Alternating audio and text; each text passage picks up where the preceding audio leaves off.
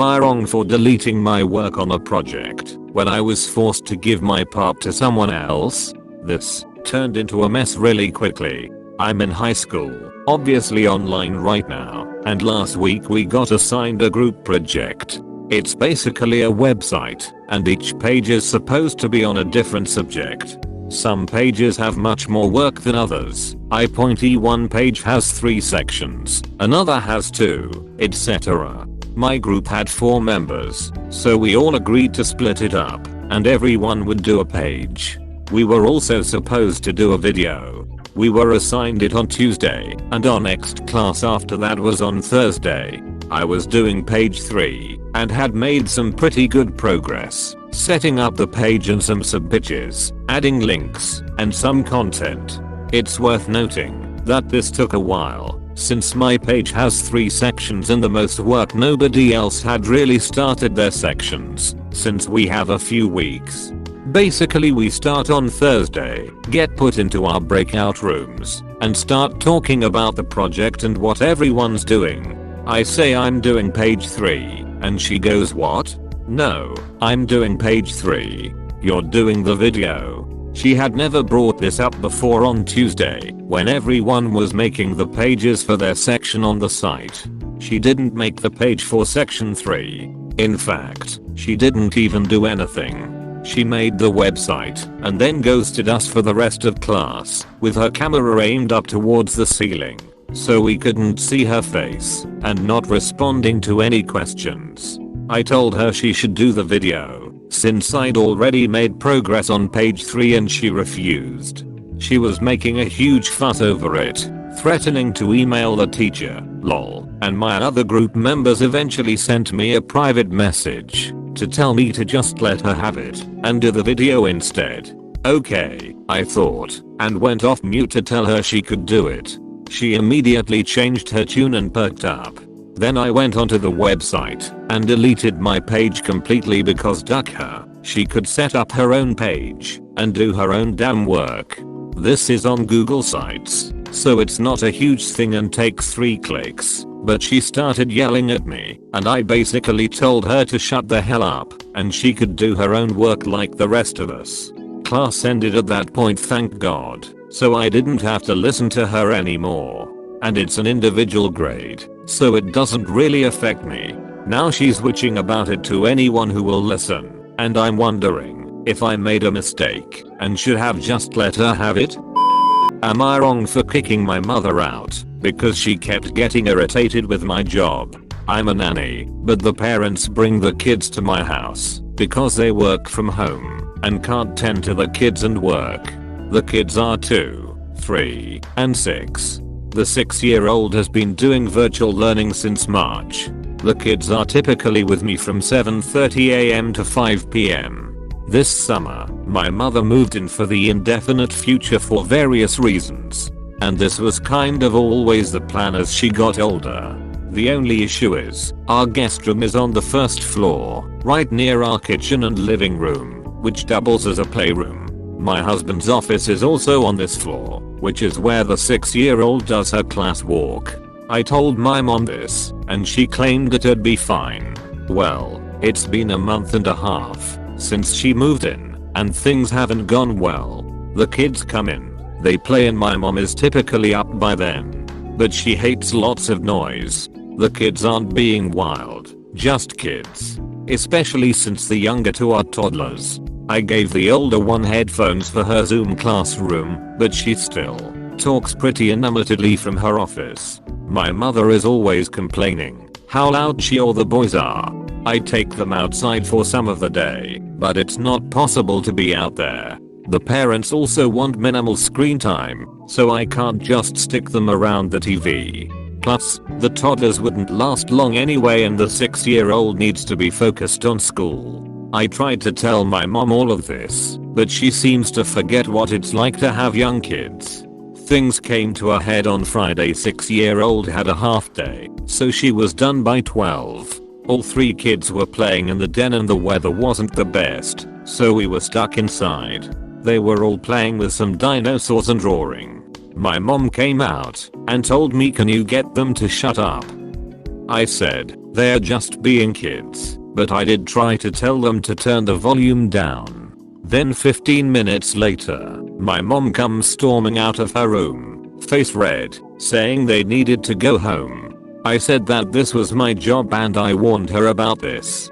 She told me that she didn't need this so late in life. I called my sister and got her to take my mom out for the day because I was getting frustrated with her. This weekend, I talked to said sister and said that she needed to take our mom. My sister works from home as well, but her job is quiet and my mom can have the peace she needs. My sister agreed.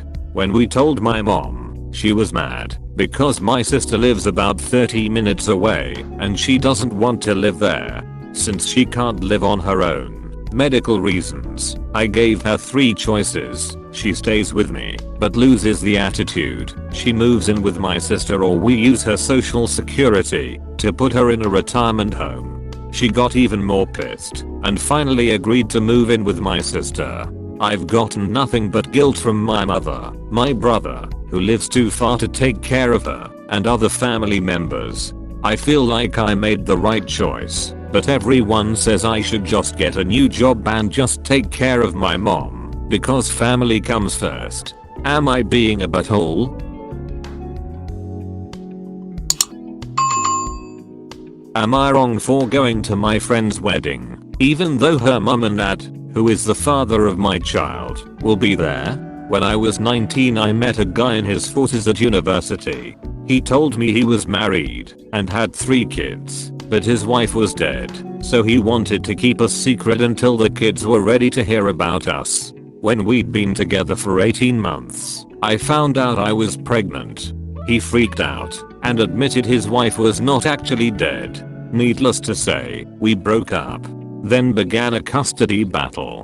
And when I say battle, I mean battle, as his wife said he could only keep the kid if they got full custody, and I got nothing because she didn't want to deal with me for 18 years. After a lot of bullcrap from the wife, they only got visitation every 2 weeks. Because of her all or nothing mentality, on finding out that her actions had resulted in visitation only, they decided to not be involved at all beyond child support. During the custody case, I met his other kids. His sons both hated me, but his daughter, Kate, who was 6 months younger than me, felt that her dad was the only one who should get in trouble here. Kate wanted a relationship with her youngest brother, who was still an infant, and who I now had full custody of. I agreed to letting her see her brother, and we actually became pretty good friends, as we were a similar age, with similar interests, and she spent a lot of time with the baby. A few years ago I introduced Kate to a friend of mine, and now they are getting married. My son and I are still a touchy subject with Kate's parents, and Kate says her mum regularly complains about the child support. However, Kate wants her little brother at her wedding, and she and the groom both want me there. The wedding isn't until next summer, and the invites haven't even gone out yet, but she sorted out her guest list and me and my son, who is now 6, are both on it. I've already said we'll be there. Kate's parents have seen the guest list. Her mother has messaged me asking me to not attend. I've refused, and she called me unreasonable and said I fucked up her family 6 years ago. She doesn't want any drama or bullcrap, for instance my son recognizing her husband as his father, which he will be able to do as he's seen pictures and knows that Kate is his half-sister, or the affair being made known to their wider family. She also doesn't like my friendship with Kate and has said that she doesn't want to see my face at Kate's wedding as I've humiliated her enough. My point of view is that Kate has asked me to be there. I'm friends with Kate and her soon-to-be husband, and my son is already excited to go.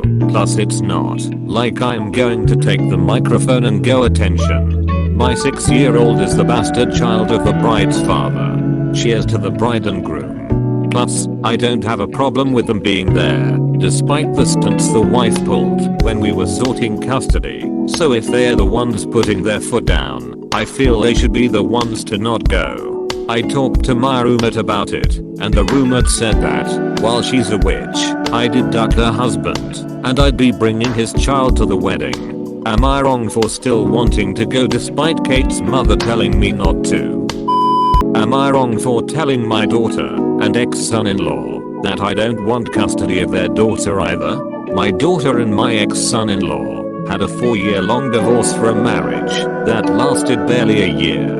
In that time, their daughter, 14, has acted out. My daughter found her lying on the couch blacked out drunk for the first time when she was 11. My ex-son-in-law recently had a week with her in which she refused food for 4 days in a row.